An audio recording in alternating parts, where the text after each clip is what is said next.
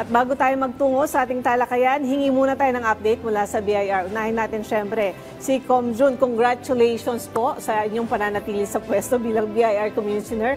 Ano pong masasabi ninyo at kayo po ay hindi na palabas ng bahay ni Kuya? Ay, unang-una po, nagpapasalamat tayo sa ating mahal na Pangulo sa patuloy na pagtitiwala sa ating kakayanan na pamunuan ang BIR. Alam naman natin na ang ahensyang ito ay napaka-importante sa pagkalap ng pondo ng ating bayan para tustusan ang mga proyekto at lahat ng mga kinakailangang ibigay na serbisyo ng ating pamahalaan. Kaya po, ikinagagalak po natin na tuloy ang pagtiwala po sa atin ng mahal na Pangulo at makakaasa po ang ating mga kababayan at ating mahal na Pangulo na patuloy pa rin ang improvements na gagawin natin, patuloy pa rin ang pinaigting na serbisyo na ibibigay po natin para mas mabuti pa ang pagninegosyo at pagtransact ng ating mga taxpayers sa BIR. Sinabi rin ni Executive Secretary Bersamin na doon sa mga na-retain, magkakaroon kayo ng parang panibagong approach sa pagpapatakbo ng agency. Sabi niya, including myself. So, sa tingin niyo, meron kayong bagong may offer given that kayo po ay na-retain? Yan, pinag-aaralan po natin yan. In fact, nakipagpulong na rin po tayo kay Secretary Ralph Recto ng Department of Finance at nag-usap-usap na rin po kami ng ating magiging recalibration sa approach ng hindi lamang ng BIR kundi ng buong Department of Finance family. Kaya naman na makakaasa pa ating mga kababayan na mas marami pang pagbabagong gagawin na mas mararamdaman ng ating mga kababayan. So sa mga update naman po from BIR, pwede niyo po bang ipaliwanag kung ano yung factors na nakatulong para maabot ng BIR yung 1 trillion pesos na koleksyon sa unang 4 na buwan nitong 2025? Ngayon nga pong unang 4 na buwan ng 2025, kinagagalak po natin na maiulat na na-attain na po natin yung target for this period. At ang nakatulong po dito, again, yung ating pinigting na enforcement actions, lalo na po dito sa mga gumagamit ng mga peking resibo. Naging agresibo po tayo. Nakita po natin itong nakaraang buwan na marami pong na kasuhan ng Department of Justice. Kinatigan tayo ng Department of Justice sa ating mga kasong sinampa laban sa mga malalaking kumpanya na gumagamit ng peking resibo. At ito ay nagdulot ng pagbabago sa mga taxpayers dahil nakita nila kung gaano kaseryoso ang ating pamahalaan at kung gaano kaseryoso ang BIR, katulong ang Department of Justice na sugpuin ang ganitong uri ng kalakaran. Kaya naman na maraming nag-comply rin at hindi na gumagamit ng mga peking resibo na ito. Of course, nandyan din yung mga pinapaganda natin ang serbisyo, sinisimplify natin yung mga proseso, and yung pinaka-importante yung ating mga digital transformation progress ng BIR. So speaking of digitalization, paano po nakatulong ang digitalization service ng BIR para sa pagtaas naman ng koleksyon ngayong taon at kung may mga bagong sistema ba o plataforma para nang mailunsad dito ng mas madali ng pagbabayad ng buwis? Sa digitalization, ang importante dyan na ano ba ang naidudulot ng digitalization? Ang naidudulot po nito ay of course mas nagiging efficient ang mga serbisyo. Marami tayong ginawa like nitong taon na to or even last year yung sinimulan natin na inutos natin na lahat ng district offices magkaroon ng e-lounges na tinatawag. Ang e-lounges na yan, makikita natin may mga computers dyan and connectivity na kung saan pwedeng doon nyo rin gamitin ang aming mga computer sa pag-file at pagbabayad ng buwis. Kaya naman itong digitalization na to mas pinadali ang pagbabayad ng buwis, mas naging transparent. So patuloy, ang dami pa rin nating ginagawa na mga improvements dito sa larangan ng digital transformation. Tsaka bukod dyan, syempre maaga ring pagpa-file or pagbabayad para hindi rin naman sila baka nagkaklag na doon sa social media nila or doon sa kanilang mga cellphones. Pero di ba, maigi pa rin yung maaga, hindi tayo nagkakaram na kung kailan malapit yung deadline saka tayo nagkukumahog. Yes, tama yan. Kaya nga nagsimula yung ating tax campaign nung buwan ng Pebrero. Yes. At tayo na tax campaign, official na tax awareness month. Para maaga bago magbuwan ng Abril. So sir, yung target naman ninyo sa buong 2025 ay higit trilyong piso. Ano po yung strategy ninyo para mapanatili o mahigitan pa ito? Yan nga po ang naiatas sa atin, na naibigay sa atin na mahigit around mga 3.2 trillion pesos ngayong taon na ito. nandyan pa rin po tayo nakafocus sa apat na pillars ng ating panunungkulan, yung ating mas pinagandang serbisyo at yung digital transformation at yung ating integrity and professionalism of the institution na sinisigurado natin na ang bawat ang kawani ng rentas internas sa mga empleyado ay tapat na magsiservisyo sa ating taong bayan. Kaya naman andyan din yung ating capacity building, pinapaganda natin yung karunungan ng ating mga empleyado para mas efficient at mas tama ang serbisyo. And lastly, yung ating enforcement, yung enforcement activities na nakita natin, yung pagtugis sa mga illicit trades, sa mga vape products, sa mga peking resibo. So lahat yan, yung mga talagang walang planong magbayad ng tamang buwis. Pero dun sa mga nagko-comply at gustong mag-comply, ayan ang utos natin dyan ay gabayan at tulungan na masiguradong tama ang ginagawa nila. So dyan pa rin iikot yung ating kabuuan na mga strategies para masigurado na ma-attain natin itong collection target na to at mas magiging tapat at mas mararamdaman talaga tayo ng ating mga taong bayan. So kung may mga bagong programa ba ang BIR para naman sa edukasyon o suporta sa maliliit na negosyo, maging yung sa mga self-employed individuals pagdating sa pagbabayad ng buwis?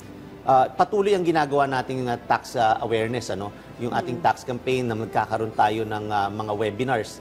So nandyan po yan sa official Facebook page ng BIR, tas sinesharing po natin sa ating personal Facebook page. Lahat ng mga webinars patungkol sa pagre-rehistro at pagbabayad ng buwis. So, kompleto po yan. Sinisigurado namin kapag kayo ay nagrehistro, ginagabayan namin yan. Nagkakaroon ng tax awareness and tax education para sa kanila. At ngayong marami pa tayong inaaral, ayoko na lang pangunahan, pero meron pa tayong ilalabas hopefully soon patungkol sa mga maliliit na mga negosyante, yung tinutukoy ng mga micro taxpayers. Dahil alam natin na kinakailangan talagang gabayan itong mga to dahil maliliit yung negosyo, ayaw natin na madagdagan pa yung mga gastos pa nila para lang makapag-comply. Kasi alam naman natin, dahil maliit yan, syempre mag-engage ka pa ng accountant, bookkeeper, mga ganyan. Yan ang pinag-iisipan natin kung paano ito maitulong sa kanila dahil most likely simple lang naman ang mga transaksyon ng mga micro taxpayers, especially dito sa mga online na taxpayers. So makakaasa po kayo na marami tayong pinag-aaralan and hopefully soon may ilalabas tayo patungkol dyan. So sir, sa ibang usapin naman, ano po yung nangyari doon sa operasyon ninyo sa Giginto, Bulacan? Ano po ba ito? Paano siya nagsimula at ano yung naging basehan para i-raid ito? Ang nangyari po dyan, itong nakita po natin na may nagbebenta ng illegal or illicit vape products dyan sa may Giginto, Bulacan. At ito ay karamihan ng kanyang benta ay online. Kasi nakatutok tayo hindi lamang sa physical stores. Of course, sinuyod natin yan. Nitong buwan ulit ng Mayo, nagsagawa tayo ng nationwide raid ulit of inspection sa mga physical stores na mga vape products. So nagpunta tayo dyan, pero hindi lamang kami limitado sa pagmamatsyag at pagmamonitor ng mga nagtitinda ng vape products sa mga physical stores. Nakatutok tayo sa nagbebenta online, mapa-Facebook man yan. Alam namin at binabantayan namin lahat ng mga online platforms at yung mga yung marketplace. Nakikita natin na nagkakaroon ng mga groups at kung saan nagkakaroon ng transaksyon at nagbebentahan. Kaya naman dyan tayo nakatutok ngayon. Nakita natin itong hinuli natin at na-raid natin ay karamihan ng kanyang benta ay online. Kaya naman nung na-verify natin yan, nagpatulong na rin tayo, kakibat ang NBI, sinalakay po natin yan at natagpuan natin ang ito nga pong libu-libong vape products na kinonfiscate po natin. So lately, puro vape products, So, ibig sabihin, ganun siya kalaganap na binibenta siya illegally. So, Yes. ano po yung klaseng monitoring pa yung ginagawa natin? Kasi dati, yung mga cigarettes na galing sa ibang bansa na naipapasok dito, ito naman mga vape products. So, ano po kaya yung pwedeng gawin para tuluyang masawata itong ganitong klaseng kalakalan? Well, as far as BIR is concerned, patuloy ang nagiging operasyon namin. Hindi namin tinitigilan ito. In fact, namomonitor natin at nakikita natin kung paano sila nag-e-evolve din kung paano yung pagninegosyo nila. Nung una, lantaran sa mga physical stores. At nung napansin nila na nakatutok tayo dyan at nahuhuli at nako-confiscate natin yung mga produkto, ang ginawa naman nila, tinago nila yung mga illegal at ang naka-front at naka-display yung mga compliant na mga vape products. So alam rin namin yan, kaya naman na simula rin nun ay tinitingnan namin, nahuli rin natin yan, kaya nakita natin na yung may secret menu pa na kapag ka pumunta doon, ang pinapakita menu kung ano-ano yung mga produktong binibenta nila. So nahuli din natin yan. Tapos ang sunod nilang ginawa, nag-shift sila doon sa online na. Diyan karamihan ng bentahan, kaya naman patuloy rin ang aming ang pagtugis dito sa mga nagbebenta online. So marami tayong ginagawa diyan. So gaano kalaking tax yung nawawala doon? Lalo na din yung sa mga, may mga bahay, gumagamit sila ng bilang lugar kung saan ginagawa nila itong bodega. Malaki-laki. Ito pa lang na itong bahay rin na ito sa Giginto, nasa mga, dahil na-confiscate natin dyan, mga nasa mahigit 20,000 na mga vape products. At yung tax, basic tax na compute natin dyan, mahigit 5 million na agad, almost 6 million yung tax liabilities niyan. So imagine na ang dami pa niyan, nakikita natin na laganap talaga siya nationwide. Kaya malaki-laki, alam natin na bilyon ang nawawala dyan. Sir, ano naman po yung mga kasong isinampa o isasampa laban sa mga taong sangkot sa operasyon kabilang na yung mga online agents? Kasi sabi nyo nga sa social media, nagbebenta doon marami. Yan, lahat ng involved, hindi lamang yung may-ari ng negosyo, kundi yung may-ari kung saan natagpuan yung produkto na yan. Di ba marami rin tayong nahuli na yung iba sa mga nasa subdivision, yung mga bahay, ilan na yung nahuli natin na ginagamit ang kanilang mga bahay para imbak ng ganito at dyan na nagiging pick-up point. Hindi na yung commercial na warehouse, kundi ginagamit again ang mga bahay-bahay, mga condominium. Lahat kung sino ang registered owner niyan ay masasampahan ng kaso dahil alam naman natin na illegal yung produktong yan. Ang isang kasong isasampa natin, unlawful possession of excisable articles na hindi bayad ang excise tax. So ang batas na ito, kung sino ang may possession ng produktong ito, ay siyang makakasuhan. Regardless kung ikaw ba ang nagbenta niyan o hindi. So dahil sa iyo natagpuan yan, ay kasama kayo sa kaso. Kaya siguraduhin natin na huwag tayong papayag na gawing imbakan ang mga bahay-bahay natin at ang mga warehouse natin. At dahil damay kayo sa kaso na yan. Of course, nandyan na rin yung kaso ng tax evasion dun sa mga talagang mapapatunayan. At yung mga nagbebenta rin.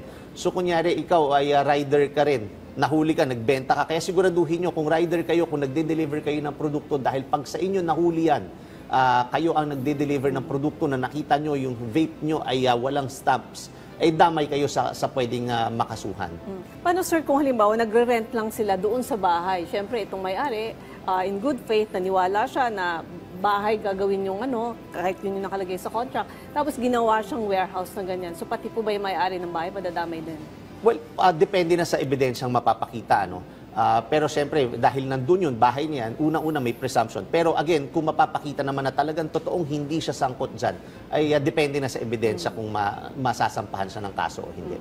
So, doon naman po sa mga concerned citizen, ano yung dapat nilang gawin kung may hinala sila na may illegal na warehouse ng vape sa kanilang lugar? Paano po makikipag-unayan ng publiko sa BIR at saka kung ano ang pwede nilang i-report?